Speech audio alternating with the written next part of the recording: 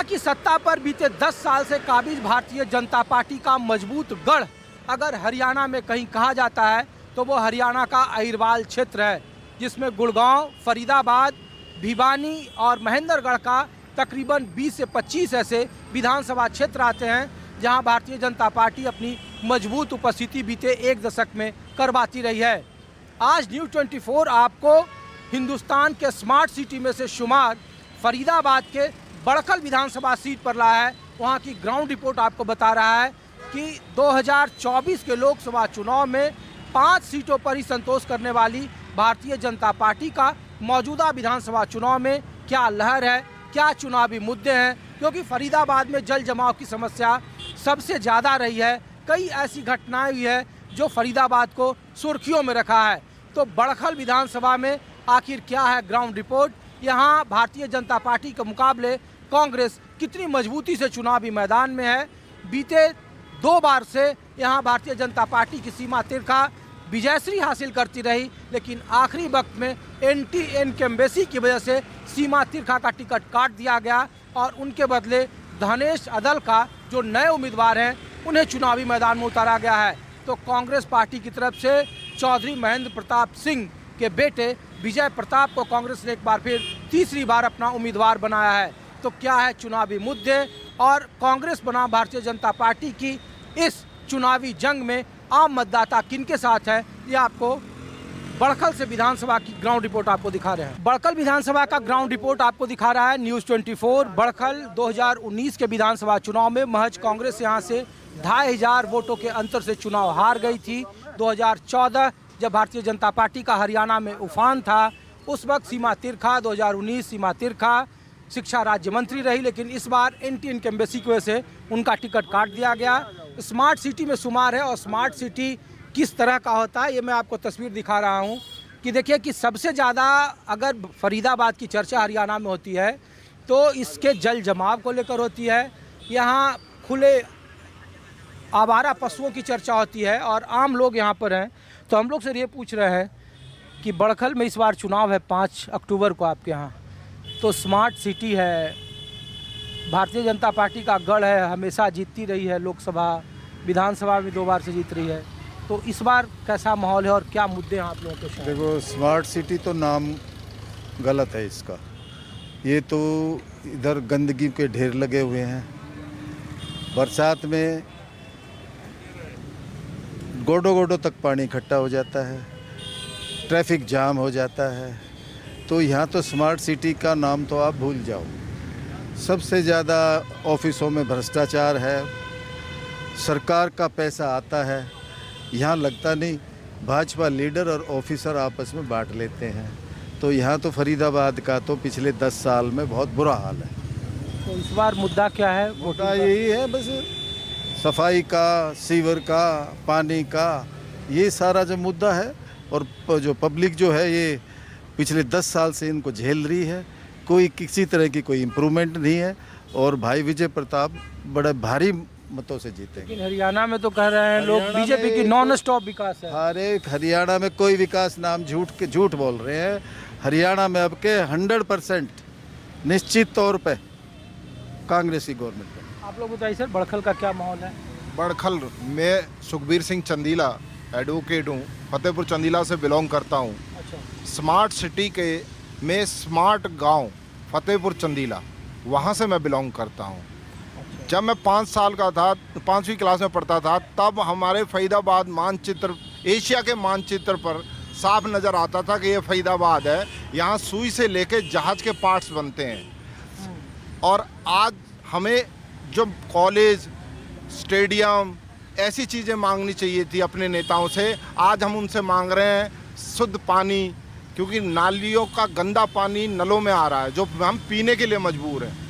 और रास्ता चलने के लिए इतना गंदा है। कोई वहाँ किसी भी रोड पे कोई भी एक रोड ये बता दें कि वो रोड एकदम ठीक है, उस सारो गटर, इवन दैट यहाँ गटर के ढक्कन और स्ट्रीट लाइट की ट्यूब्स वो अवेलेबल नहीं कराई गई। इन 10 सालों में इतना बुरा हाल है। लेकिन 10 साल से तो केंद्र में मंत्री यहीं से कृष्णपाल गुर्जर, सीमा तिरखा, हालांकि टिकट काट दिया उनका, वो शिक्षा राज्य मंत्री रही। ये हमारी बदकिस्मती रही कि तभी सीमा जी को टिकट नहीं मिली कि और इन्होंने कोई विकास का कार्य नहीं किया। आज फरीदाबाद को फ़कीराबाद बना दिया, नरक से बदतर हो गया ये फरीदाबाद को फ़कीराबाद, क्योंकि हर आदमी रोटी के लिए तरस रहा है। आज रोटी के लिए भी उनके पास कोई आय के साधन नहीं है, इसलिए वैसे फरीदाबाद ना कह के फ़कीराबाद बना दिया। बीजेपी ने पिछले 10 सालों में यह हल कर दिया। अच्छा, तो क्या माहौल है भाई साहब इस बार? अरे आप तो बताओ। अरे पहले मैं आप ही से पूछ लूं। अरे कोई बात नहीं है, अरे आप तो बताओ। मैं सिंपल ये पूछ रहा हूँ आपसे कि 2500 से अंतर से कांग्रेस हार गई थी, लेकिन लोकसभा चुनाव में कैसे इतने बड़े अंतर से भारतीय जनता पार्टी जीत जाती है? और स्मार्ट सिटी है, सबसे ज़्यादा यहाँ जल जमाव, आवारा पशु, लोग बता रहे थे कि देखिए यहाँ बहुत बुरा हाल है स्वच्छता का। तो मैं बताऊं जी, अब के बार जो लोकसभा का चुनाव हुआ था तो चौधरी महेंद्र प्रताप जी बिल्कुल जीत रहे थे चुनाव को। जो स्थानीय एमपी साहब थे उन्होंने इतना पैसा लुटा दिया, इतना पैसा कमा रखा है, उसका उन्होंने 10% पैसा लोगों में बांट दिया। लास्ट के 3 दिन में हमारा चुनाव खराब हो गया कांग्रेस का, और पैसे के प्रभाव से कृष्णपाल गुर्जर चुनाव जीत गए। बहुत पैसा लुटाया उन्होंने। इस बार क्या मुद्दा है? जाति पाति वाला हिसाब है? आप ही चाह रहे हैं, किसी का कोई मुद्दा नहीं है, लोग अपने आप ही चाह रहे हैं कांग्रेस की सरकार बने और महेंद्र प्रताप जी के पुत्र विजय प्रताप जी वो चुनाव जीते और वो चुनाव जीत रहे हैं। आप लोग तो एक ही पार्टी प्रधान जी, तो हम लोग तो ये पूछ रहे हैं कि यहाँ तो देखें कि फरीदाबाद का जो म्यूनिसिपल है उस पर सबसे ज़्यादा लोग सवाल उठा रहे थे, तो हमने सोचा कि भाई पूछें। कृष्णपाल गुर्जर केंद्र में मंत्री, सीमा तिरखा जिनकी कॉन्स्टिट्यूएंसी वो यहाँ मंत्री रही, 2 बार से जीत रही थी, तो इस बार का क्या है ग्राउंड रिपोर्ट? चूँकि शहरी सीट बीजेपी का गढ़ रहता है, यहाँ लंबे अंतर से जीती भारतीय जनता पार्टी लोकसभा चुनाव में। देखिए, शहरी जो मतदाता है वो पढ़ा लिखा मतदाता होता है। गांव देहात के मुद्दे अलग होते हैं। यहाँ पे मेन मुद्दे हैं सफाई के, सीवरेज के, सड़कों के, बच्चों की पढ़ाई के, क्योंकि अगर ये मुद्दे गौन हैं तो ये लोगों का शहर में रहना दूभर हो जाता है। विधानसभा में यहाँ से तकरीबन 25,000 से ज़्यादा मतों के अंतर से भारतीय जनता पार्टी दिखी थी, इसीलिए आपको देखिए कि जगह जगह पर आपको भारतीय जनता पार्टी के पोस्टर दिख जाएंगे। यहाँ पे देखिए धनेश अदलखा भारतीय जनता पार्टी से उम्मीदवार हैं, सीमा तिरखा का टिकट काट दिया गया था। और इस बार का क्या ग्राउंड रिपोर्ट है, शहर के बीच में आम मतदाता क्या सोचते हैं, ये आपको दिखा रहे हैं। तो भाई साहब आप लोग यहीं रहते हैं? हाँ जी भैया। क्या नाम है आपका? क्षितिज नाम है। क्षितिज नाम है। क्या करते हैं? अभी फ़िलहाल जॉबलेस हूँ। जॉबलेस है? हाँ। तो ये बताइए कि यहाँ तो स्मार्ट सिटी है आपका, तो यहाँ का सीवेज, यहाँ का पानी का सिस्टम, कानून व्यवस्था, यही सब मुद्दा है आप लोगों के लिए या सीवरेज इशू है? बिल्कुल है। तो इस बार का क्या है चुनाव में वोटिंग का आधार आप लोग कैसे देख रहे हैं? काम करने वाले व्यक्ति को देंगे, जो पब्लिक की मूलभूत सुविधाओं के ऊपर ध्यान दे सके उनको देंगे। मूलभूत सुविधा का पर ध्यान देना। सीमा तिरखा तो आपके यहाँ से ज़रूर 10 साल से जीती, वो मंत्री थी। बिल्कुल। तो कैसा है, क्यों उनका टिकट काट दिया गया? अब तो उनके बदले में देख रहे थे Dhanesh Adlakha. No comments on that, but मेरा जो इशू रहेगा वो रहेगा बिजली, पानी, सीवरेज, ये सब इश्यूज़ के ऊपर हम लोग वोट देंगे। अच्छा, ये बेरोजगारी बड़ा मुद्दा है। राहुल गांधी हरियाणा में जब एंटर किए तो उन्होंने कहा कि दुनकी के जरिए देखिए कैसे हरियाणा के लोग पलायन कर रहे हैं। तो राहुल गांधी ठीक कर रहे हैं या फिर पॉलिटिक्स कर रहे हैं? बेरोज़गारी एक बहुत बड़ा इशू है। I don't want to comment on any political leader, but ये है कि बेरोज़गारी एक बहुत बड़ा इशू है and that has no question with that. तो बेरोजगारी एक मुद्दा है चुनाव? बिल्कुल है। आप लोग भाई साहब यहीं से हैं? हाँ, ये इसी विधानसभा सीट से बड़खल? हाँ जी। तो हम लोग ये पूछ रहे थे, तो स्मार्ट सिटी में आता है फरीदाबाद आपका जी, तो आपकी कॉन्स्टिट्यूंसी भी उसी में आता है, तो 5 तारीख को मतदान है, तो क्या इस बार का मुद्दा है सर आप लोगों के लिए? मुद्दा हमारा कोई नहीं। हम कोई ना डिमांड रखते हैं, ना डिमांड के पीछे भागते हैं। जिसके मुद्दे होंगे, जिसकी डिमांड होगी वो उसके पीछे भागेगा। नहीं, आम लोग भाई यहाँ तो मुद्दा वही होता होगा ना, सीवेज अच्छा हो, बरसात का पानी न जमे, कानून व्यवस्था ठीक हो, आपके यहाँ विधायक जी, आपके मंत्री जी समय पर अवेलेबल हों। ऐसे तो मेरे ख्याल से जब से मैंने होश संभाला है जी। कोई भी मंत्री इस टाइम पे नहीं होता, कभी भी नहीं होता। अच्छा, तो इस बार कौन भारी है सर? नहीं, ये तो हमें पता नहीं। नहीं, 4 महीने पहले जो वोटिंग का ट्रेंड था हाँ जी। वही रहेगा विधानसभा में भी या नहीं, बदल जाएगा? इस बारे में नहीं जानता। अरे वोट तो देते हो। नहीं नहीं, मैं पता है क्यों हम इसलिए नहीं बोलते हैं कि जिस चीज़ का हमें पता ही नहीं है। हमारा काम ये है दुकान पे बैठना, वहाँ से बाहर निकलेंगे तो बाहर का माहौल पता लगेगा। दुकान आपके अपने घर का तो बता दो कि आपके घर में क्या है। हमारे घर में जैसी व्यवस्था है ठीक है, सब कुछ ठीक है, जैसे पहले चल रहा था वैसे अब भी चलेगा। नहीं, राष्ट्रीय मुद्दे हावी हैं या लोकल इशू पर वोटिंग हो रही है? ये मैं नहीं जानता हूँ, सीधी बात बताऊँ आपको, क्योंकि जिस चीज़ का मुझे पता ही नहीं है उसके बारे में अनाप शनाप बकता रहूँ, कोई फायदा नहीं उसका। अरे भारी कौन है? कांग्रेस की लहर अच्छी है, बीजेपी की है। लहर के पीछे हम नहीं जा रहे, लहर उस टाइम पता लगती है जब गिनती होगी, अभी लहर का नहीं पता लगता है। मैं कुछ बोलूँगा, आप कुछ बोलोगे, ये कुछ बोलेंगे। क्या आंटी का बात सुनो, हाँ? आंटी की बात अरे आ जाओ। ये प्रधान है चौक का, ये चौक का प्रधान है, यही बोलेगा आपको। अरे आप ये चौक के प्रधान हैं, अभी तो चौक पर है। मैंने नहीं, लोग आपके पास भी तो आती है। अम्मा हम ये पूछ रहे हैं कि यहाँ बीजेपी 10 साल से कैसा काम किया आप लोगों के लिए? मेरे लिए तो यही किया, मेरे को तो भूखा मार दिया बस। हाँ? मेरे तो मकान ही बिक गया। भूखा मार दिया और क्या? तो बीजेपी ने मारा? हाँ? कोई मतलब नहीं। अच्छा, ये आप आपसे नहीं रहते? अरे नहीं, हम लोग तो ये पूछ रहे थे कि क्या इस बार का चुनावी मुद्दा है आप लोगों के लिए शहरों में? मेन है साहब बेरोजगारी। बेरोजगारी। मेरा जवान लड़का है, बीटेक कंप्यूटर्स, जी। जी हाँ, एमबीए किया हुआ है 2 विषयों में। आज 5 साल से घर बैठा है। अच्छा, यही हाल मेरी बहू का है, वो भी सर्विस करती थी, 5 साल से वो भी घर पे है। तो ये जो इस बार चुनाव में राहुल गांधी जो मुद्दा उठा रहे हैं वो कह रहे हैं कि भाई दुनकी के जरिए जो बहुत सारे युवा जा रहे हैं बाहर पलायन के लिए, तो हरियाणा में या फिर फरीदाबाद में ही बेरोजगारी एक मुद्दा है या स्मार्ट सिटी, केंद्र में सरकार, राज्य में सरकार 10 साल का सब कुछ कम से कम शहरी वोटरों के लिए तो ठीक कर रही है बीजेपी, ऐसा कुछ है? देखिए, जहाँ तक मुद्दों का सवाल है, बेरोजगारी तो एक बहुत बड़ा मुद्दा है। क्या नाम है आपका? कोमल। कोमल, आप ही का घर है ये? हाँ जी। तो हम लोग तो ये पूछ रहे हैं कि 10 साल बीजेपी यहाँ रही और फरीदाबाद स्मार्ट सिटी है, बड़खल में है ना आप लोगों का, तो हम पूछ रहे हैं कि 10 साल बीजेपी कैसा काम की? सीमा तिरखा यहाँ से मंत्री रही, इस बार टिकट उनका काट दिया गया, तो इस बार चुनाव में क्या है?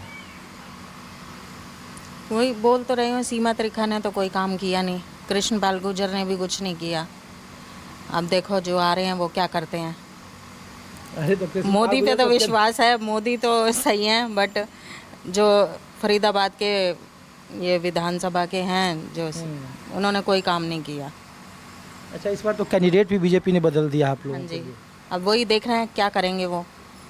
अच्छा, तो हम लोग ये पूछ रहे हैं कि क्या इस बार आप लोगों के लिए मुद्दा है यहाँ लोकल? यही फरीदाबाद में आपको पता ही है कि जो गटर हैं वो सीवर की समस्या बहुत है फरीदाबाद में। अच्छा, इसीलिए जल जमाव बहुत ज़्यादा है। हाँ, बहुत ज़्यादा, हर किसी भी गली में आप चले जाओ पानी रुकता ही रुकता है, बारिशों में तो बहुत ज़्यादा समस्या है। यहाँ खट्टर जी मुख्यमंत्री रहे, तो कैसा काम किया आप लोगों के? ये तो स्मार्ट सिटी सीवेज का सिस्टम यहाँ तो कुछ भी नहीं किया। नहीं, और जगह किया और सेक्टर वगैरह में तो कह नहीं सकते, बट यहाँ नहीं किया है एनआईटी में। तो आपके महिलाओं की पसंद क्या है इस बार विधानसभा चुनाव में?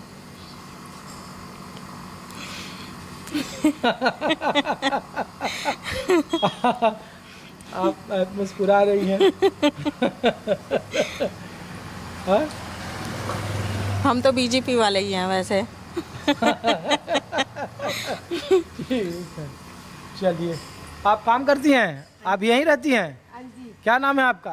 भावना। अरे इधर तो आओ, उधर तो करना।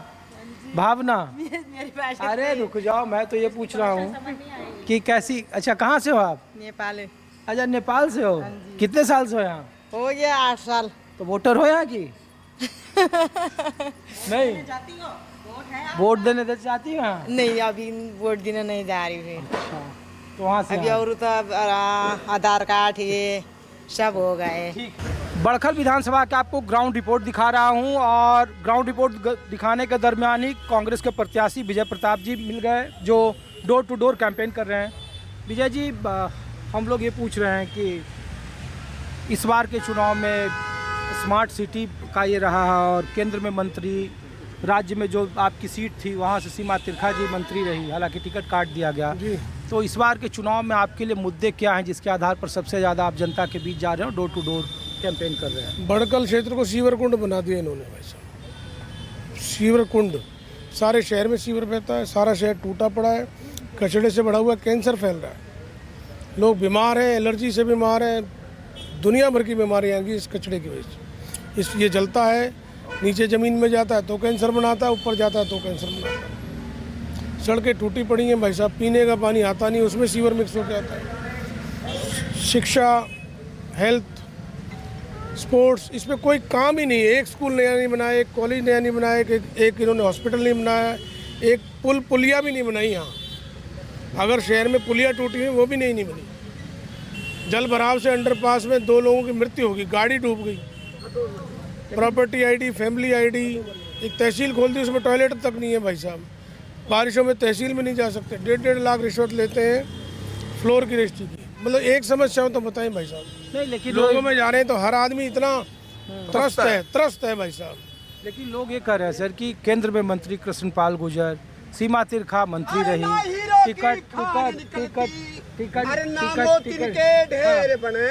अरे गुरुजी रुक जाओ। हाँ, नहीं ठीक है। 2-4 जगत में दिखे ना, घर घर में से। तो ये समर्थक है। अच्छा सर, हम लोग आपसे ये पूछ रहे हैं सर, एक छोटा सवाल और था कि पूरे हरियाणा में प्रधानमंत्री हो, गृह मंत्री हो, सैनी साहब हो, घूम कर कह रहे हैं कि 2 चीज़, बिना खर्ची और पर्ची के उनकी सरकार ने रोजगार दी, और दूसरा वो बार बार ये कह रहे हैं कि स्मार्ट सिटी हो या फिर हम नॉन स्टॉप गारंटी विकास की ले रहे हैं। झूठ के बोलने का कोई और छोर तो है नहीं भाई साहब। 2.25 लाख नौकरियां सरकारी खाली, 5 लाख करोड़ का कर्ज हरियाणा के सिर के ऊपर है। जब हमने सरकार छोड़ी थी कांग्रेस 70,000 करोड़ था, आज 5 लाख करोड़ है। 2.25 लाख नौकरी खाली है। रोजगार देने में नंबर 1 थे हम, आज बेरोजगारी में नंबर 1 है। तो ये कितना ही झूठ बोल रहे हैं भाई साहब, सारा दिन झूठ बोलते हैं, घोषणा करते हैं, 200 करोड़ की घोषणा ऐसे करते हैं जैसे 2 लाख दे के आ रहे हो, क्योंकि इन्हें मालूम है देना तो है नहीं।